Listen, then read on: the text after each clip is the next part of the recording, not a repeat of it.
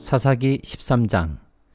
이스라엘 자손이 다시 주님께서 보시는 앞에서 악한 일을 저질렀다. 그래서 주님께서는 그들을 40년 동안 블레셋 사람들의 손에 넘겨주셨다. 그때 소라 땅에 단지파의 가족 가운데 마노아라는 사람이 있었는데 그의 아내는 임신할 수 없어서 자식을 낳지 못하였다. 주님의 천사가 그 여인에게 나타나 말하였다. 보아라, 내가 지금까지는 임신할 수 없어서 아이를 낳지 못하였으나 이제는 임신하여 아들을 낳게 될 것이다. 그러므로 이제부터 조심하여 포도주나 독한 술을 마시지 말아라. 부정한 것은 어떤 것도 먹어서는 안 된다. 내가 임신하여 아들을 낳을 것인데 그 아이의 머리에 면도칼을 대어서는 안 된다. 그 아이는 모태에서부터 이미 하나님께 바쳐진 나실 사람이기 때문이다. 바로 그가 블레셋 사람의 손에서 이스라엘을 구하는 일을 시작할 것이다. 여인은 곧바로 남편에게 가서 말하였다. 하나님의 사람이 나에게 오셨는데 그분의 모습이 하나님의 천사의 모습과 같아서 너무나 두려웠습니다. 그래서 나는 그분이 어디서 오셨는지 감히 묻지도 못하였고 또 그분도 나에게 자기 이름을 일러주지 않았습니다. 그런데 그분이 내게 말하기를 내가 임신하여 아들을 낳을 것이니 이제부터 포도주와 독한 술을 마시지 말고 부정한 것은 어떤 것도 먹어서는 안 된다고 말했습니다. 그 아이는 모태에서부터 죽는 날까지 하나님께 바쳐진 나실 사람으로 살아야 하기 때문이라고 했습니다. 이 말을 듣고 마노아가 주님께 기도드렸다. 주님, 우리에게 보내셨던 하나님의 사람을 우리에게 다시 오게 하셔서 태어날 아이에게 어떻게 하여야 할지를 우리에게 가르치게 하여 주십시오. 주님께서 마노아의 기도를 들어주셔서 주님의 천사가 다시 여인에게 왔다. 그때 그 여인은 밭에 앉아 있었는데 남편 마노아는 아내와 함께 있지 않았다. 그래서 그 여인은 급히 달려가 남편에게 말하였다. 와보세요. 저번에 나에게 오셨던 그분이 지금 나타나셨어요. 마노아는 일어나 곧 아내를 따라가서 그 사람에게 이르렀다. 마노아가 그를 보고서 저번에 자기의 처에게 말하던 그분이냐고 물었다. 그가 그렇다고 대답하자 마노아는 그에게 지난번에 한 그 말이 이루어질 때에 그 아이가 지켜야 할 규칙은 무엇이며 또 그 아이가 할 일은 무엇이냐고 물었다. 주님의 천사가 마노아에게 일러주었다. 주님의 천사가 마노아의 아내에게 일러준 모든 것을 그 아이가 지켜야 하고 마노아의 아내는 포도나무에서 나는 것은 어떤 것도 먹어서는 안 되고 포도주와 독한 술을 마시지 않아야 하며 부정한 것은 어떤 것도 먹어서는 안 되고 주님의 천사가 마노아의 아내에게 명령한 모든 것을 마노아의 아내가 지켜야 한다고 말해 주었다. 그러자 마노아가 주님의 천사에게 새끼 염소를 한 마리 잡아 대접할 터이니 잠시 기다려달라고 하였다. 그러나 주님의 천사는 마노아에게 기다리라면 기다릴 수는 있으나 음식은 먹지 않겠다고 하면서 마노아가 번제를 준비한다면 그것은 마땅히 주님께 드려야 할 것이라고 말하였다. 마노아는 그가 주님의 천사라는 것을 전혀 알지 못하였다. 그래서 마노아가 또 주님의 천사에게 이름만이라도 알려주면 말한 바가 이루어질 때에 그에게 그 영광을 돌리고 싶다고 하였다.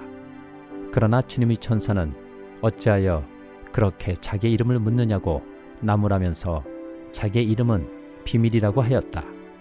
마노아는 새끼 염소 한 마리와 곡식 예물을 가져다가 바위 위에서 주님께 드렸다. 주님께서는 마노아와 그의 아내가 보고 있는 데서 신기한 일을 일으키셨다. 제단에서 불길이 하늘로 치솟자 주님의 천사가 제단의 불길을 타고 하늘로 올라갔다. 마노아와 그의 아내는 이것을 보고 얼굴을 땅에 대고 엎드렸다. 주님의 천사가 마노아와 그의 아내에게 다시 나타나지 않자 그제야 마노아는 비로소 그가 주님의 천사인 줄 알았다. 마노아는 아내에게 말하였다.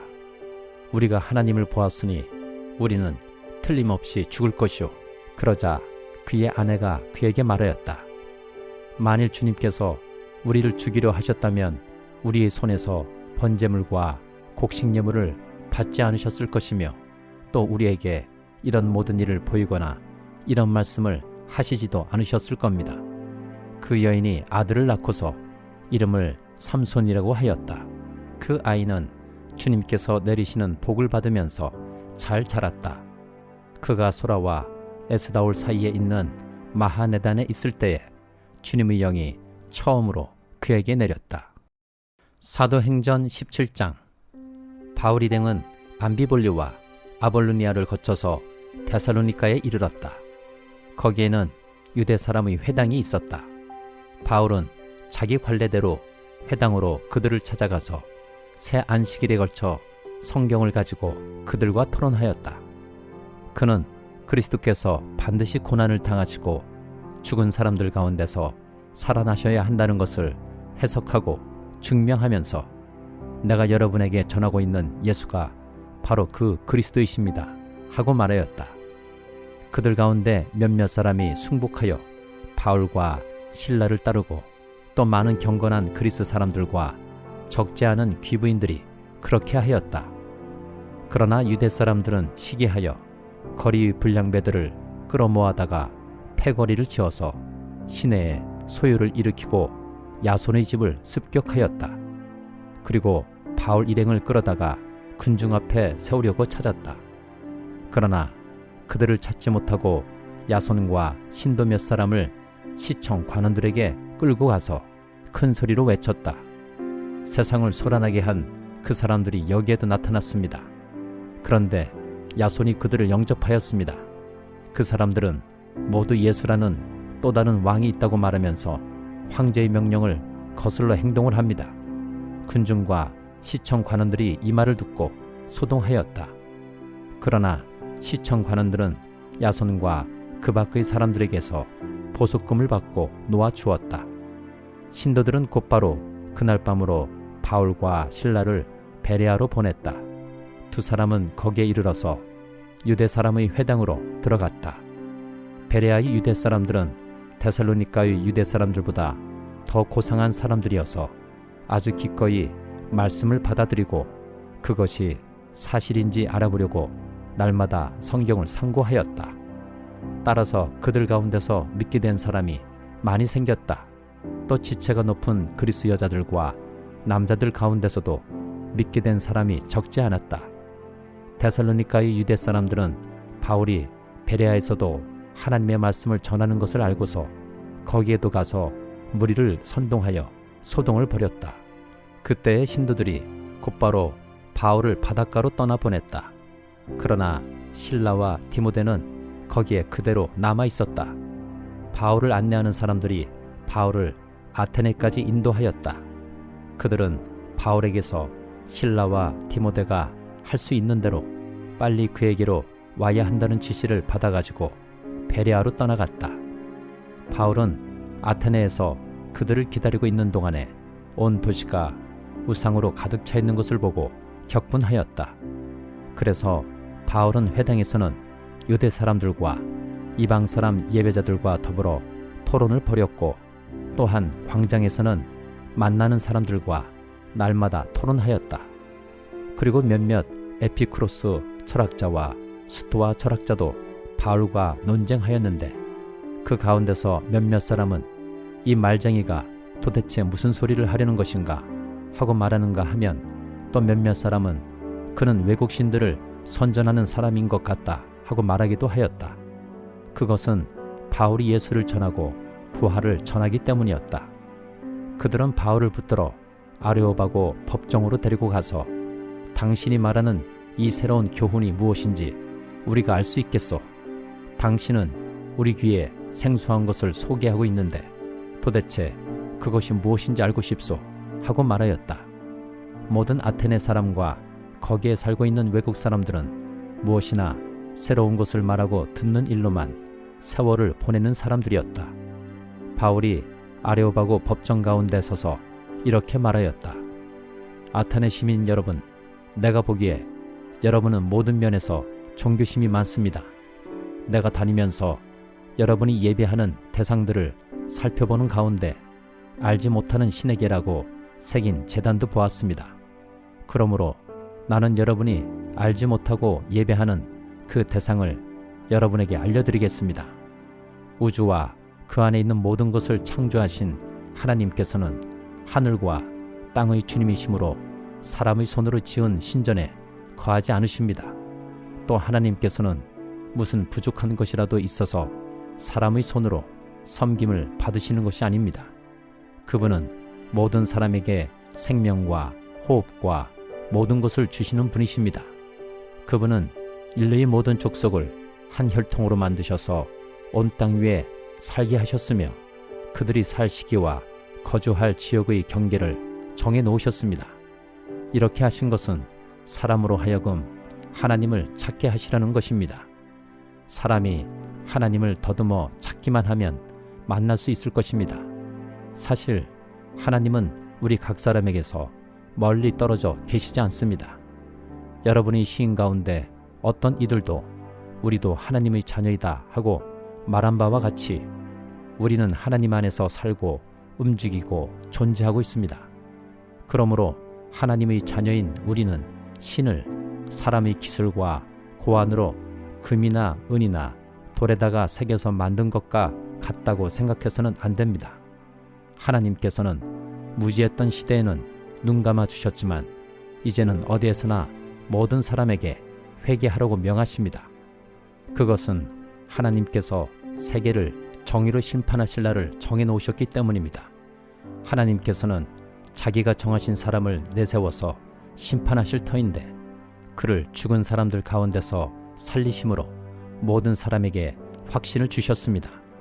그들이 죽은 사람들이 부활에 대해서 들었을 때에 더러는 비웃었으나 더러는 일에 관해서 당신의 말을 다시 듣고 싶소 하고 말하였다. 이렇게 바울은 그들을 떠났다. 그러나 몇몇 사람은 바울 편에 가담하여 신자가 되었다. 그 가운데는 아레오바고 법정의 판사인 디오누시오도 있었고 다말이라는 부인도 있었고 그 밖에 다른 사람들도 있었다. 예레미야 26장. 요시아의 아들 여호야김이 유다 왕이 되어 다스리기 시작할 무렵에 주님께서 예레미야에게 이렇게 말씀하셨다. 나 주가 말한다.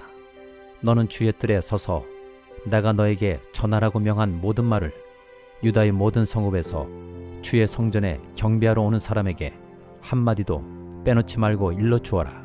혹시 그들이 그 말을 듣고서 각자 자신의 악한 길에서 돌아설 수도 있지 않겠느냐. 그러면 내가 그들이 악한 행실 때문에 그들에게 내리기로 작정한 재앙을 거둘 것이다. 너는 나 주가 한 말을 그들에게 이렇게 일러주어라. 너희가 내가 너희에게 준 법에 따라서 순종하여 살지 않으면 내가 거듭하여 보내고 너희에게 서둘러서 보낸 내 종 예언자들의 말을 너희가 듣지 않으면 내가 이 성전을 실로처럼 만들어 버리고 이 도성을 세상 만민의 저주거리가 되게 하겠다. 제사장들과 예언자들과 온 백성은 예레미야가 주님의 성전에서 선포한 이 말씀을 다 들었다.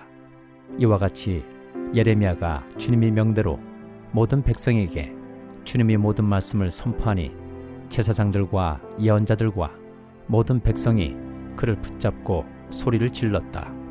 너는 반드시 죽고 말 것이다. 어찌하여 내가 주님의 이름을 빌려 이 성전이 실로처럼 되고 이 도성이 멸망하여 여기에 아무도 살 수 없게 된다고 예언하느냐. 그러면서 온 백성이 주님이 성전 안에 있는 예레미야를 치려고 그 주위로 몰려들었다.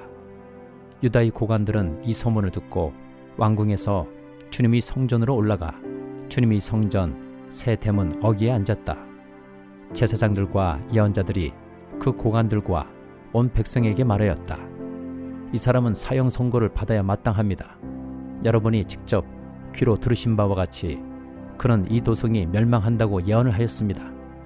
그러나 예레미야는 모든 고관과 온 백성에게 이렇게 대답하였다. 여러분이 들으신 모든 말씀대로 이 성전과 이 도성에 재앙을 예언하라고 주님께서 나를 보내셨습니다. 그러므로 이제 여러분은 자신의 행동과 행실을 바르게 고치고 여러분이 하나님이신 주님의 말씀에 순종하십시오. 그러면 주님께서도 여러분에게 내리시겠다고 말씀하신 재앙을 거두실 수도 있을 것입니다. 나는 여러분이 손에 잡혀 있으니 여러분이 보시기에 좋으신 대로 옳다고 생각되는 대로 나를 처리하십시오. 그러나 이것만은 분명히 알아두십시오. 여러분이 나를 죽인다면 자신과 이 도성과 이 도성의 주민은 무죄한 사람의 피를 흘린 죄값을 받을 것이니 이는 이 모든 말씀을 여러분이 귀에 전하도록 나를 보내신 이가 바로 주님이시기 때문입니다. 그러자 고관들과 온 백성이 제사장들과 예언자들에게 말하였다. 이 사람에게는 사형 선고를 받아야 할 만한 죄가 없습니다. 그는 주 우리 하나님의 이름으로 우리에게 말씀을 전하였기 때문입니다. 이때 지방의 장로들 가운데서 몇 사람이 일어나서 거기에 모인 백성의 온 회중에게 이렇게 말하였다. 유다 왕 히스기야 시대에 모레셋 사람 미가가 유다 온 백성에게 이와 같이 예언하였습니다. 나 만군의 주가 말한다. 시온이 밭갈듯 뒤엎어질 것이며 예루살렘이 폐허더미가 되고 성전이 서 있는 이 산은 수풀만이 무성한 언덕이 되고 말 것이다. 그때에 유다 왕 히스기야와 온 유다 백성이 그를 죽였습니까? 그들이 오히려 주님을 두려워하고 주님의 은혜를 간구하니 주님께서도 그들에게 내리겠다고 말씀하신 재앙을 거두시지 않았습니까? 그런데 지금 우리는 그 큰 재앙을 우리 자신들에게 불러들이려 하고 있습니다. 그 당시에 주님의 이름으로 예언한 사람이 또 한 명 있었는데 그가 바로 기럇 여아림 사람 수마의 아들 우리아였다. 그도 예레미야 같은 말씀으로 이 도성과 이 나라에 재앙이 내릴 것을 예언하였다. 그런데 여호야김 왕이 자기의 모든 용사와 모든 고관과 함께 그의 말을 들은 뒤에 그를 직접 죽이려고 찾았다. 우리아가 이 소식을 듣고 두려워하여 이집트로 도망하였다. 그러자 여호야김 왕이 악보르의 아들 엘라단에게 몇 사람의 수행원을 딸려서 이집트로 보냈다. 그들이 이집트에서 우리아를 붙잡아 여호야김 왕에게 데려오자 왕은 그를 칼로 죽이고 그 시체를 평민의 공동묘지에 던졌다. 그러나 예레미야는 사반의 아들 아히감이 보호하여 주었으므로 그를 죽이려는 백성의 손에서 벗어날 수 있었다. 마가복음 12장. 예수께서 그들에게 비유로 말씀하기 시작하셨다. 어떤 사람이 포도원을 일구어서 울타리를 치고 포도즙을 짜는 확을 파고 망대를 세웠다. 그리고 그것을 농부들에게 새로 주고 멀리 떠났다. 때가 되어서 주인은 농부들에게서 포도원 소출이 얼마를 받으려고 한 종을 농부들에게 보냈다. 그런데 그들은 그 종을 잡아서 때리고 빈손으로 돌려보냈다. 주인이 다시 다른 종을 농부들에게 보냈다. 그랬더니 그들은 그 종의 머리를 때리고 그를 능욕하였다. 주인이 또 다른 종을 농부들에게 보냈더니 그들은 그 종을 죽였다. 그래서 또 다른 종을 많이 보냈는데 더러는 때리고 더러는 죽였다. 이제 그 주인에게는 단 한 사람, 곧 사랑하는 아들이 남아 있었다. 마지막으로 그 아들을 그들에게 보내며 말하기를 그들이 내 아들이야 존중하겠지 하였다. 그러나 그 농부들은 서로 말하였다. 이 사람은 상속자다. 그를 죽여버리자. 그러면 유산은 우리의 차지가 될 것이다. 그러면서 그들은 그를 잡아서 죽이고 포도원 바깥에다가 내던졌다. 그러니 포도원 주인이 어떻게 하겠느냐? 그는 와서 농부들을 죽이고 포도원을 다른 사람들에게 줄 것이다. 너희는 성경에서 이런 말씀도 읽어보지 못하였느냐? 집을 짓는 사람이 버린 돌이 집모퉁이의 머릿돌이 되었다. 이것은 주님께서 하신 일이요 우리 눈에는 놀랍게 보인다. 그들은 이 비유가 자기들을 겨냥하여 하신 말씀인 줄 알아차리고 예수를 잡으려고 하였다. 그러나 그들은 무리를 두려워하여 예수를 그대로 두고 떠나갔다. 그들은 말로 예수를 책잡으려고 바리새파 사람들과 헤롯 당원 가운데서 몇 사람을 예수께로 보냈다. 그들이 와서 예수께 말하였다. 선생님, 우리는 선생님이 진실한 분이시고 아무에게도 매이지 않는 분이심을 압니다. 선생님은 사람의 겉모습으로 판단하지 않으시고 하나님의 길을 참되게 가르치십니다. 그런데 황제에게 세금을 바치는 것이 옳습니까? 옳지 않습니까? 바쳐야 합니까? 바치지 말아야 합니까? 예수께서 그들이 속임수를 아시고 그들에게 말씀하셨다. 어찌하여 나를 시험하느냐? 데나리온 한 잎을 가져다가 나에게 보여보아라. 그들이 그것을 가져오니 예수께서 그들에게 물으셨다. 이 초상은 누구의 것이며 적힌 글자는 누구의 것이냐? 그들이 대답하였다.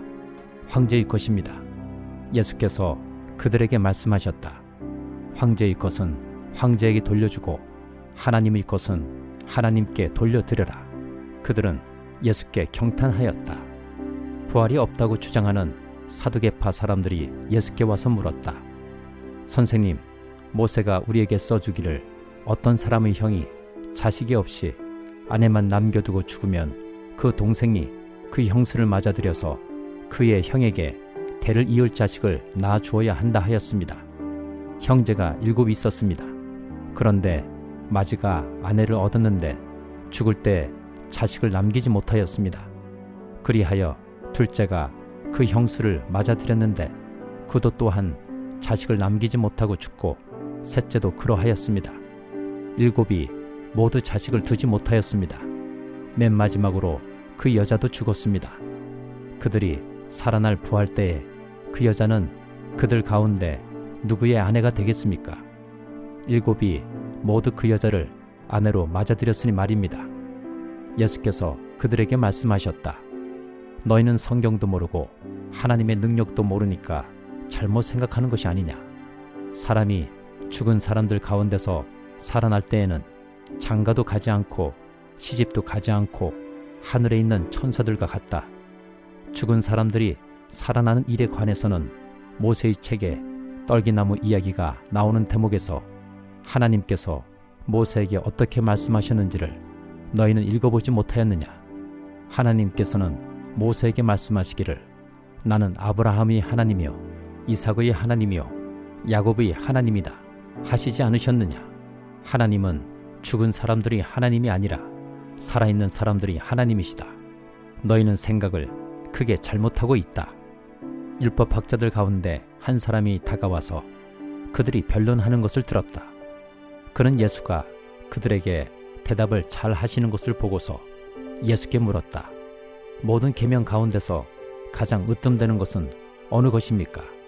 예수께서 대답하셨다. 첫째는 이것이다. 이스라엘아 들어라. 우리 하나님이신 주님은 오직 한 분이신 주님이시다. 내 마음을 다하고 내 목숨을 다하고 내 뜻을 다하고 내 힘을 다하여 너의 하나님이신 주님을 사랑하여라. 둘째는 이것이다. 내 이웃을 내 몸같이 사랑하여라. 이 계명보다 더 큰 계명은 없다. 그러자 율법학자가 예수께 말하였다. 선생님, 옳은 말씀입니다. 하나님은 한 분이시오. 그 밖에 다른 이는 없다고 하신 그 말씀은 옳습니다. 또 마음을 다하고 지혜를 다하고 힘을 다하여 하나님을 사랑하는 것과 이웃을 자기 몸같이 사랑하는 것이 모든 번제와 희생제보다 더 낫습니다. 예수께서는 그가 슬기롭게 대답하는 것을 보시고 그에게 말씀하셨다. 너는 하나님의 나라에서 멀리 있지 않다. 그 뒤에는 감히 예수께 더 묻는 사람이 없었다. 예수께서 성전에서 가르치실 때에 이렇게 말씀하셨다. 어찌하여 율법학자들은 그리스도가 다윗의 자손이라고 하느냐. 다윗이 성령의 감동을 받아서 친히 이렇게 말하였다. 주님께서 내 주께 말씀하셨다. 내가 내 원수를 내 발 아래에 굴복시킬 때까지 너는 내 오른쪽에 앉아 있어라. 다윗 스스로가 그를 주라고 불렀는데 어떻게 그가 다윗의 자손이 되겠느냐. 많은 무리가 예수의 말씀을 기쁘게 들었다. 예수께서 가르치시면서 이렇게 말씀하셨다. 율법학자들을 조심하여라. 그들은 예복을 입고 다니기를 좋아하고 장터에서 인사받기를 좋아하고 회당에서는 높은 자리에 앉기를 좋아하고 잔치에서는 윗자리에 앉기를 좋아한다. 그들은 과부들이 가산을 삼키고 남에게 보이려고 길게 기도한다. 이런 사람들이야말로 더 엄한 심판을 받을 것이다. 예수께서 헌금함 맞은쪽에 앉아서 무리가 어떻게 헌금함에 돈을 넣는가를 보고 계셨다. 많이 넣는 부자가 여럿 있었다. 그런데 가난한 과부 한 사람은 와서 랩돈 2닙 곧 한 고드란트를 넣었다. 예수께서 제자들 곁에 불러놓고서 그들에게 말씀하셨다. 내가 진정으로 너에게 말한다. 헌금함에 돈을 넣은 사람들 가운데 이 가난한 과부가 어느 누구보다도 더 많이 넣었다. 모두 다 넉넉한 데서 얼마씩을 떼어 넣었지만 이 과부는 가난한 가운데서 가진 것 모두 곧 자기 생활비 전부를 털어 넣었다.